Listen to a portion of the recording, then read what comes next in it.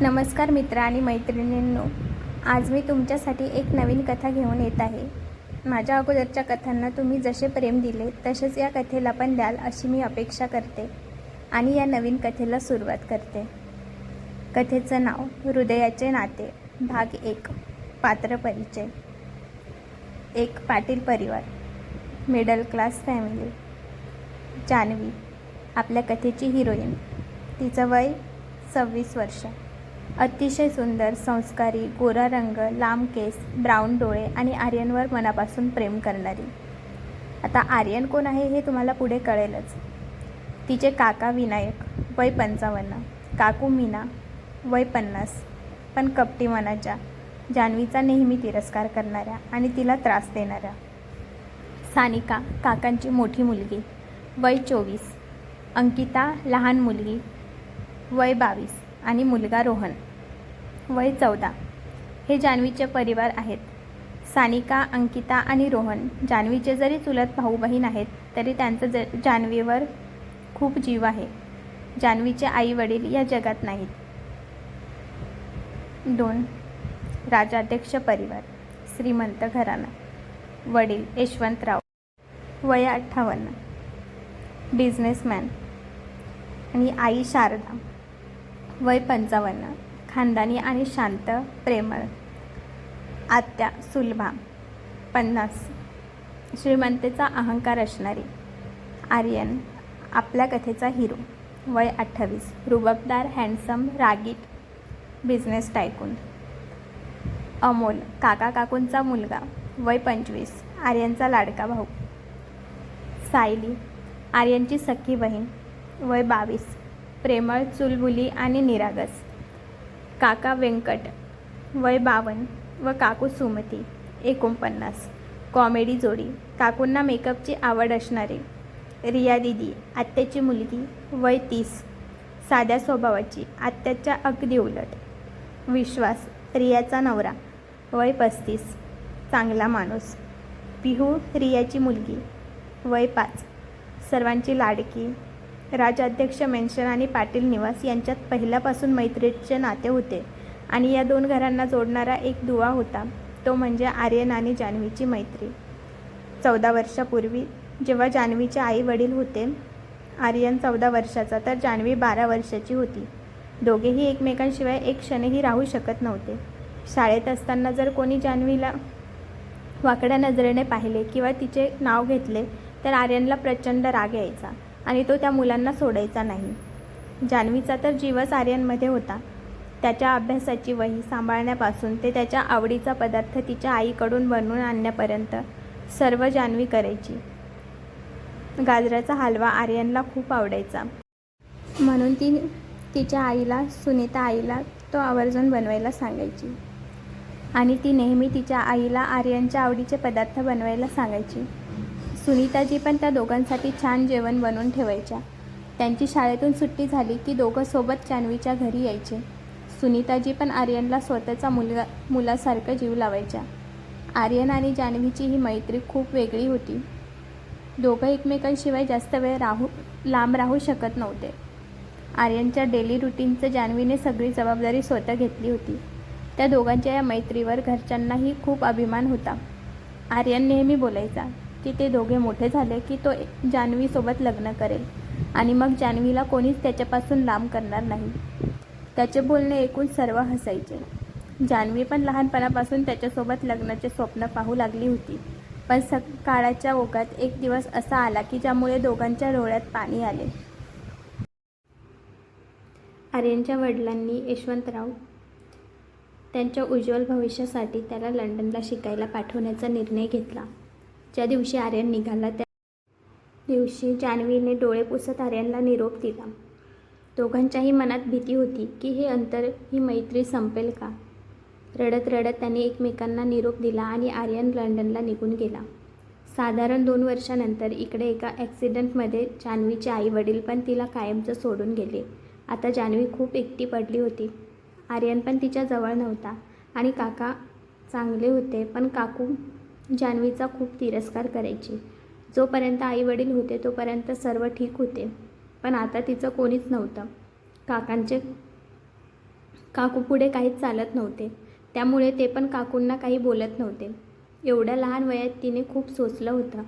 सानिका, अंकिता आणि रोहन होते, पण ते लहान होते. तरी ते त्यांच्या आईला बोलायचे की आई, तू जान्हवी ताईला त्रास देऊ नको असं बोलायचे. पण मीना काकू सर्वांना गप्प करायच्या.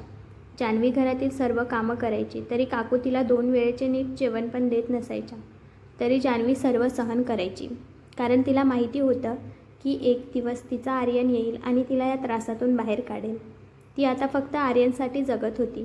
एकदा तिच्या काकूने काही शिल्लक कारणामुळे जान्हवीला खूप मारले आणि घराच्या बाहेर उन्हात उभे केले. जान्हवीचे पाय उन्हात खूप भाजत होते, तरी काकूला तिची दया आली नाही. तेवढ्यात शारदाजी आणि यशवंतजी त्यांच्या घरी काहीतरी निमित्ताने आले होते. तेव्हा त्यांना जान्हवी बेशुद्ध अवस्थेत दिसली. त्यांनी जान्हवीला उचलले आणि घराचा दरवाजा वाजवला. तेव्हा मीना काकू दरवाजा उघडला. तेव्हा जान्हवीला अशा अवस्थेत बघून त्या घाबरल्या, कारण यशवंतजी आणि शारदाजींनी जान्हवीला उचलून आणले होते. ती मुद्दाम जान्हवीची काळजी वाटते असं दाखवायचं नाटक करून बोलते.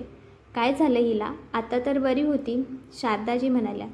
मीनाजी, किती वेळ ही बिचारी उन्हात उभी होती आणि तिचे पाय बघा किती भाजले आहेत, आणि तुम्ही तिला बघितलं पण नाही, मीना बोलते. अहो शारदाजी, मी कामात होती, मला खरंच नव्हते माहिती जान्हवी बाहेर आहे ते. तेवढ्यात सानिका बाहेर येते आणि रडत बोलते, नाही काका, आई खोटं बोलत आहे.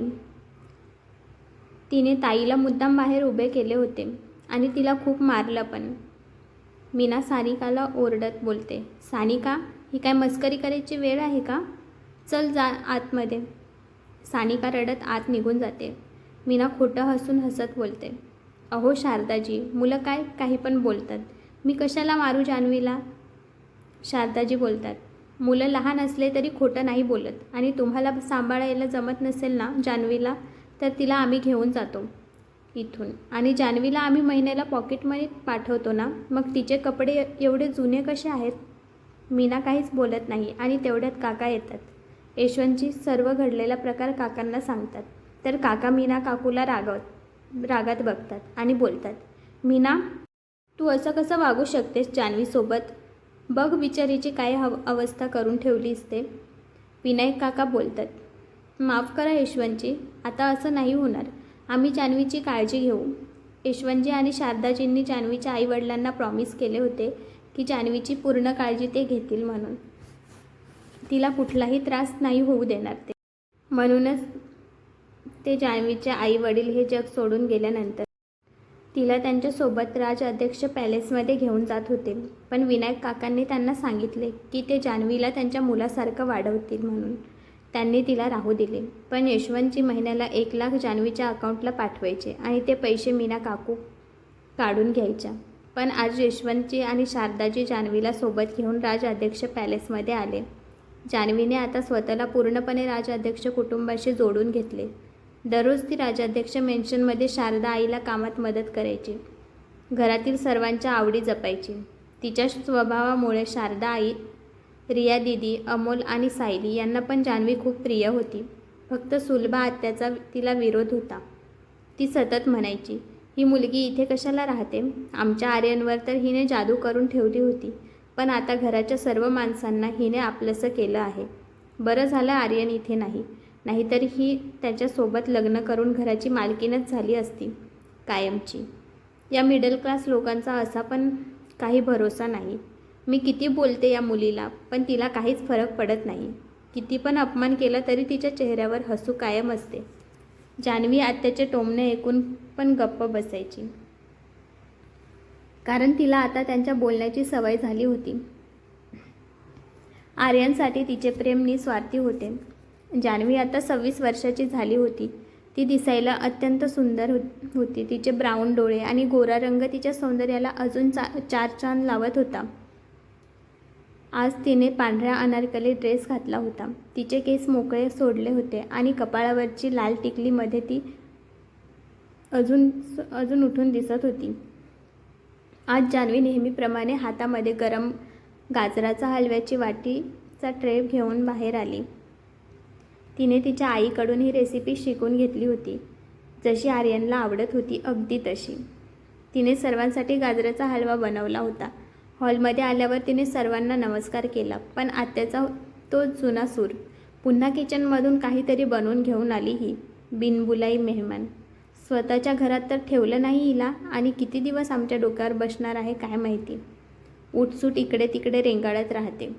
जान्हवीने नेहमीप्रमाणे त्यांचे टोमणे गिळले, पण शारदा काकूंनी तिचा हात धरून तिला धीर दिला. तेव्हाच शारदा काकूंनी एक आनंदाची बातमी पण दिली. आर्यन उद्या लंडनवरून परत येतोय. हे ऐकताच जान्हवीचे हृदय जोरात धडधडले. 14 वर्षाची दीर्घ प्रतीक्षा उद्या संपणार होती. रूममध्ये गेल्यावर सानिका आणि सायलीने तिची खूप थट्टा केली. सानिका, रोहन आणि अंकिता तिला भेटायला नेहमी राजाध्यक्ष पॅलेसमध्ये यायचे, म्हणून आज पण सानिका आली होती. ती खांद्याने मारत बोलली, एक मुलगी तर आज हवेत असणार. एवढ्या वर्षानंतर तिची प्रतीक्षा उद्या संपेल ना. सायली म्हणाली, तर काय मग जान्हवी ताई, लवकरच माझी वहिनी आणि राज्याध्यक्ष घराण्याची सून बनायला रेडी राहा. उद्या तुमचे होणारे अहो येणार आहेत, तर जरा नीट तयार होऊन त्याचं वेलकम करायला या.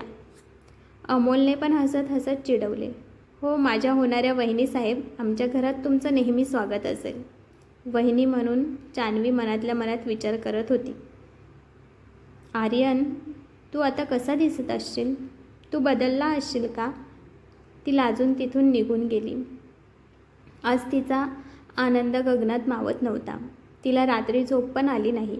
कधी एकदा सकाळ होईल आणि या आर्यनला समोर बघेल असं तिला झालं होतं. दुसऱ्या दिवशी सकाळी उठल्यावर जान्हवी आरशासमोर उभी राहून स्वतःला नीट निहाळत होती. तिला भीतीही वाटत होती की आर्यन आता लंडन रिटर्न आहे आणि मॉडर्न झाला असेल. त्याला ही साधी जान्हवी आवडेल का? तो किती हँडसम दिसत असेल. ती तयार होऊन सकाळीच राजाध्यक्ष मेन्शनच्या बाहेर जाऊन उभी राहिली आणि आर्यनची वाट बघू लागली. आत्या मात्र अजूनही पुटपुटत होती की आता तरी पाटील कुटुंबाने आपली लायकी ओळखावी. पण जान्हवीचे लक्ष फक्त त्या गाडीकडे होते जी राजाध्यक्ष मेन्शनच्या दिशेने येत होती. तिने तयार केलेला गाजराचा हलवा हातात घेतला आणि ती धावत घराच्या बाहेर पडली. तिचे हृदय सांगत होते की ज्याची ती डोळ्यात तेल घालून वाट पाहत होती तो आता काही क्षणात तिच्या समोर असेल. तिचे प्रेम अढळ होते. आता फक्त आर्यनच्या नजरेत आपल्यासाठी काय भाव आहे हे पाहणे शिल्लक होते. राजाध्यक्ष मेन्शन बाहेर एक काळी लक्झरी कार येऊन थांबली. त्या गाडीचा दरवाजा उघडला आणि सूटबूटमध्ये असलेला एखादा मॉडेलसारखा दिसणारा आर्यन बाहेर आला. तो खूपच हँडसम दिसत होता आणि त्याचा रुबाब पण एखाद्या राजासारखा होता. त्याच्या चेहऱ्यावर लंडनच्या कॉर्पोरेट जगात मिळालेल्या यशाचा एक विशिष्ट कूल आणि पॉइंटेड ॲटिट्यूड होता. बरोबर त्याच वेळी जान्हवी गेटच्या अगदी जवळ उभी होती, हातात तोच गाजराच्या हलव्याचा ट्रे घेऊन. तिला वाटत होतं की आर्यन तिच्याकडे तो हलवा नक्की मागेल, कारण त्याचा फेवरेट होता ना तो. म्हणून तिने तो आज खास त्याच्यासाठी बनवून आणला होता. अगदी तिची आई बनवायची तसा, जसा आर्यनला आवडत होता. तिचे हृदय जोरजोरात धडधडत होते. 14 वर्षाची ती ओढ, तो ओलावा आणि ती साठवलेली स्वप्ने आज एका क्षणात पूर्ण होणार होती.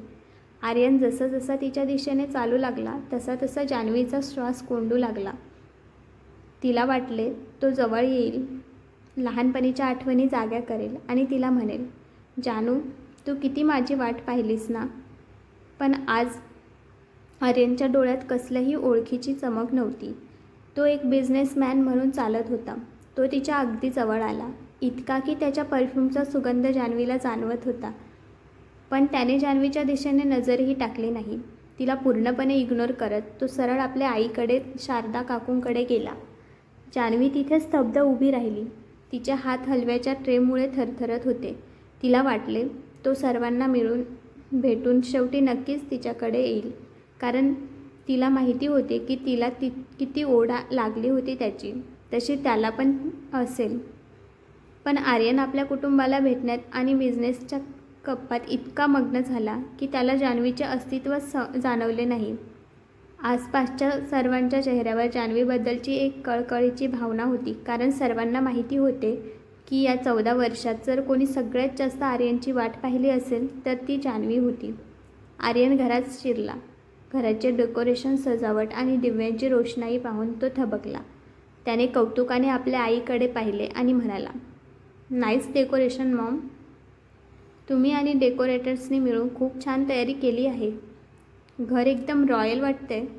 आर्यनच्या या वाक्याने उपस्थित असलेल्या सर्वांचे चेहरे उतरले. शारदा काकूंना ते पाहवले नाही.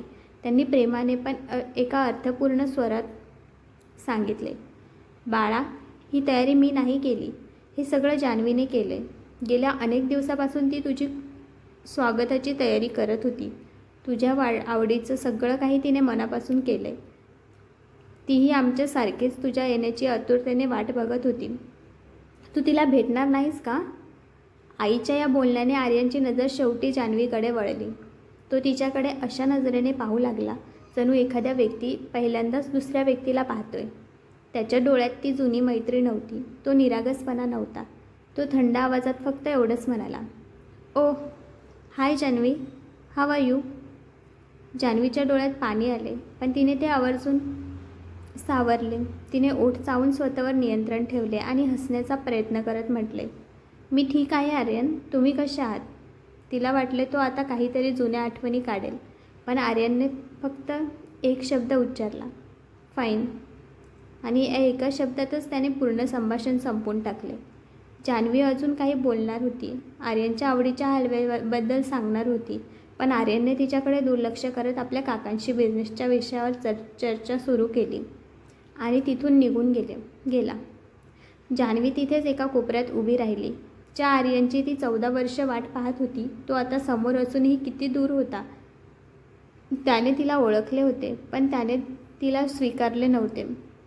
हे अंतर आता रस्ते किंवा शहरांचे नव्हते, तर मनाचे आणि त्या लंडनच्या मॉडर्न आयुष्याचे होते.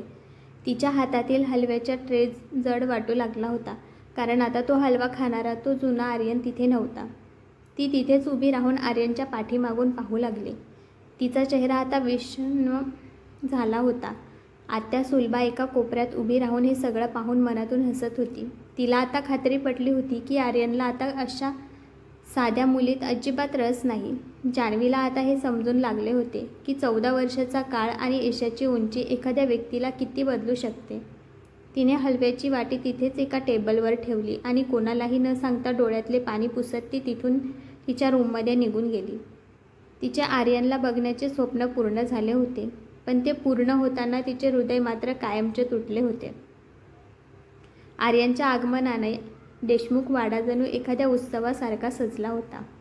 सगळीकडे उत्साहाचे वातावरण होते.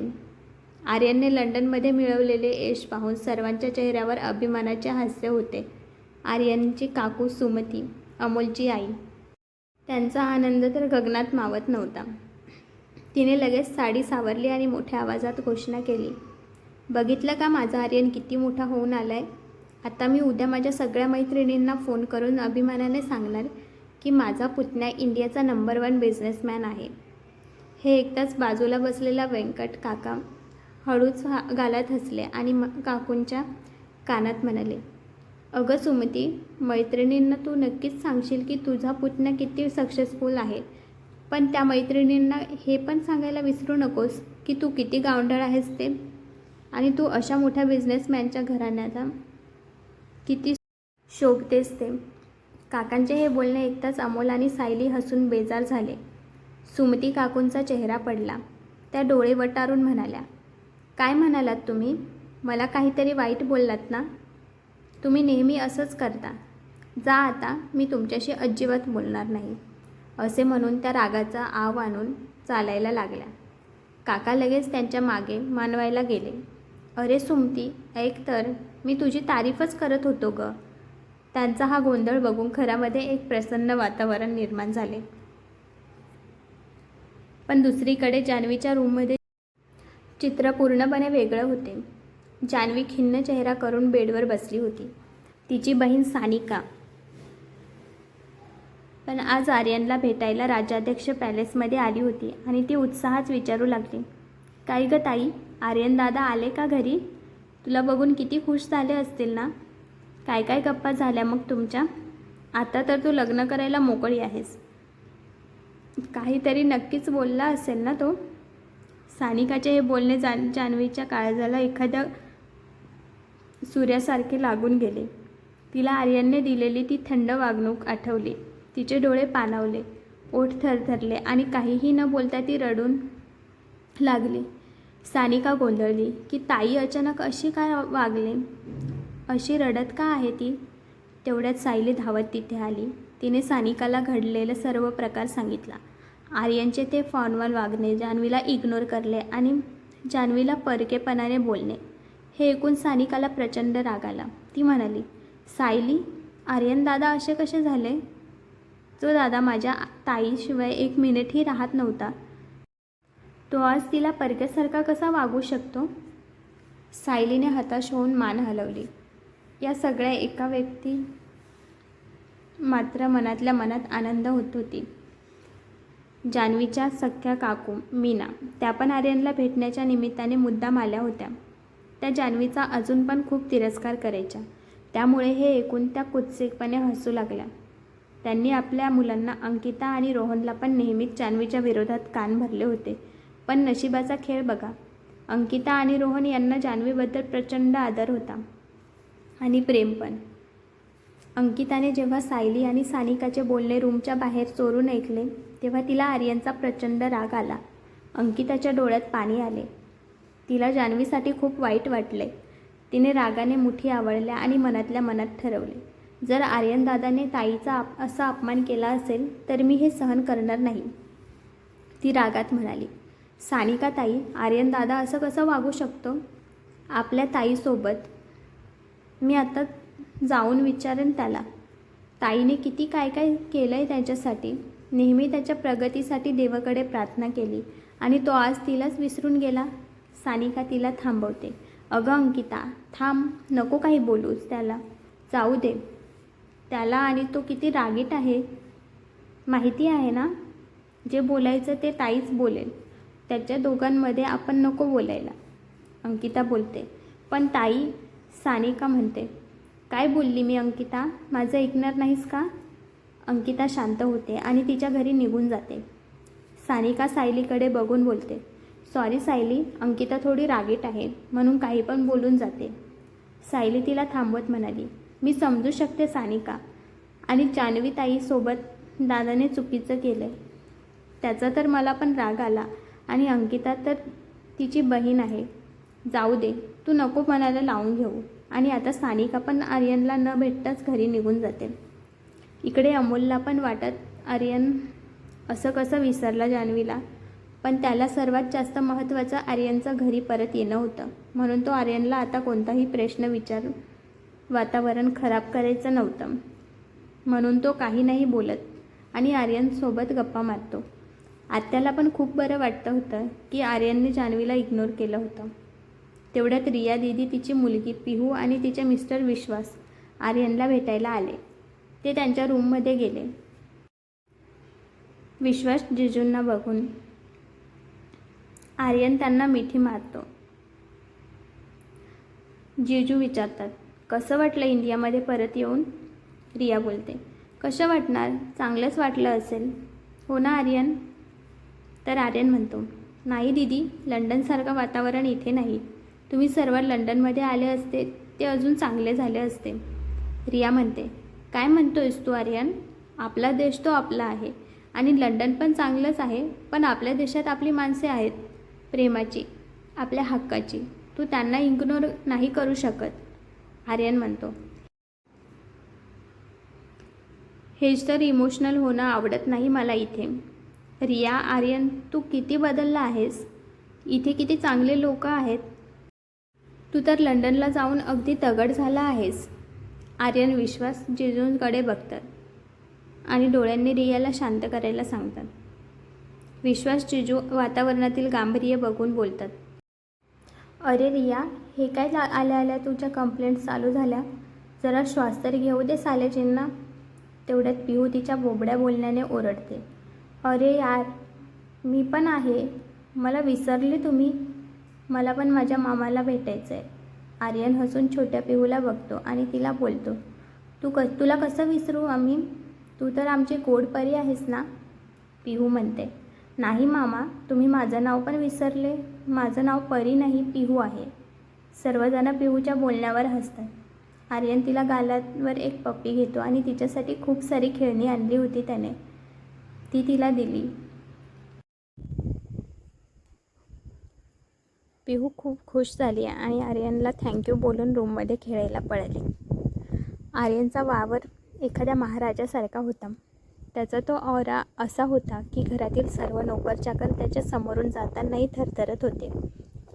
त्याने कुणाकडे पाहिले तरी लोक नजर चोरून निघून जात होते. एकामागून एक बिझनेस कॉल्स येत होते. तो आपल्या लंडन रिटर्न रुबाबात वावरत होता. पण त्याच्या या रुबाबाच्या मागे एक अशी भिंत उभी राहिली होती जी जान्हवीच्या प्रेमाला स्पर्शही करू शकत नव्हती.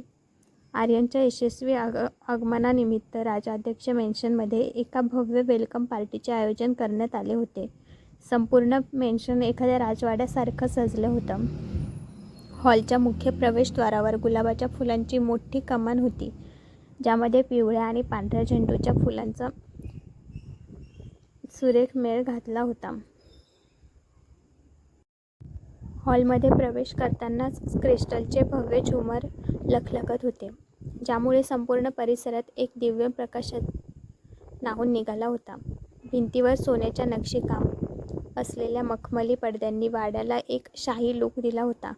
मध्यभागी पांढऱ्या आणि गोल्डन थीमचे टेबल मांडले होते, ज्यावर सुगंधी मेणबत्त्या आणि फ्रेश ऑर्किड फुलांच्या वेण्या सजवल्या होत्या. वाऱ्याच्या मंद झुळकेसोबत हवेत मोगऱ्याचा सुगंध दरवळत होता, जो वातावरण अगदीच रोमॅन्टिक आणि सेलिब्रेशनसाठी योग्य बनवत होता. पाटील कुटुंबालाही या पार्टीचे अधिकृत आमंत्रण होते. सानिका आणि अंकिता मात्र आर्यनच्या वागण्यामुळे खूप चिडलेल्या होत्या. सानिका रागाने म्हणाली, ताई, आपण का जायचं तिथे? ज्या माणसाला आपल्या ताईची किंमत नाही त्याला का पाहायचं? अंकितानेही दुजोरा दिला, अगदी बरोबर, मी तर नाही येणार. पण जान्हवीने आपल्या साधेपणाने आणि आर्यनवरील प्रेमापोटी त्यांना कॉल करून समजावले, आपल्या मैत्रीचा हा मोठा क्षण आहे. आपण नाही गेलो तर त्यांना वाईट वाटेल. प्लीज माझ्यासाठी या. जान्हवीचा हट्ट पाहून दोघीही नाईलाजाने तयार झाल्या. दुसरीकडे मीना काकूंना या पार्टीचे खूप आकर्षण होते. त्या मनाशीच विचार करत होत्या, आज तर पार्टीत नवीन नवीन पदार्थ असतील, श्रीमंत लोक येतील, ओळखी होतील, आज तर मजा येणार. पार्टीची वेळ झाली आणि सर्व पाहुणे राजाध्यक्ष मेन्शनमध्ये पोहोचले. जान्हवी आज अत्यंत मोहक दिसत होती. तिने वाईन रंगाची नेटची साडी नेसली होती, ज्यावर नाजूक जरदोशी काम केले होते. लांब केस मोकळे सोडलेले होते आणि कपाळावरची छोटी टिकली तिच्या नैसर्गिक सौंदर्याला खुलवत होती. ती एखाद्या अप्सरेसारखी भासत होती. दुसरीकडे आर्यन ब्लॅक रंगाच्या थ्री पीस सूटमध्ये एखाद्या हॉलिवूड स्टारसारखा दिसत होता. त्याच्या चेहऱ्यावर तोच लंडन रिटर्न रुबाब आणि कूल ॲटिट्यूड होता. त्याचा ऑरा इतका प्रभावी होता की पार्टीतील प्रत्येक व्यक्ती त्याच्याकडे आकर्षित होत होती. बॉडीगार्ड्सचे कडे आलिशान वातावरण आणि आर्यनचा तो राजेशाही थाट यामुळे तो सर्वांच्या नजरेचा केंद्रबिंदू ठरला होता. जान्हवी जेव्हा पार्टी हॉलमध्ये आली तेव्हा आर्यन एका कोपऱ्यात बिझनेसच्या मोठ्या लोकांशी गप्पा मारत होता. त्याचे लक्ष पुन्हा एकदा जान्हवीकडे गेले. जान्हवीला वाईन रंगाच्या साडीत पाहून तो एक क्षण थबकला. त्याच्या डोळ्यात एक सूक्ष्म चमक आली, जणू काही जुन्या स्मृती त्याला काहीतरी सांगत होत्या. पण त्याने लगेच आपल्या चेहऱ्यावरचा तो कठोर बिझनेसमॅनचा मुखवटा पुन्हा चढवला. त्याने जान्हवीकडे पाहूनही न पाहिल्यासारखे केले आणि तो आपल्या पाहुण्यांशी हसत बोलू लागला. हे पाहून जान्हवीच्या हृदयाला पुन्हा एकदा कळ लागली. तिने आपल्या साडीचा पदर सावरला आणि घरच्यांसोबत एका बाजूला जाऊन उभी राहिली. पार्टीत सगळीकडे रोषणाई होती, संगीत वाजत होते, पण जान्हवीसाठी मात्र हे वातावरण खूप उदास आणि एकाएकी वाटत होते. आर्यन समोर असूनही तिच्यापासून हजारो मैल दूर होता आणि हा फरक आज या शाही पार्टीत अधिकच ठळकपणे जाणवत होता. तर कशी वाटली ही माझी नवीन कथा? मला कमेंटमध्ये नक्की सांगा आणि असंच आपल्या चॅनलला भरभरून प्रेम द्या. धन्यवाद.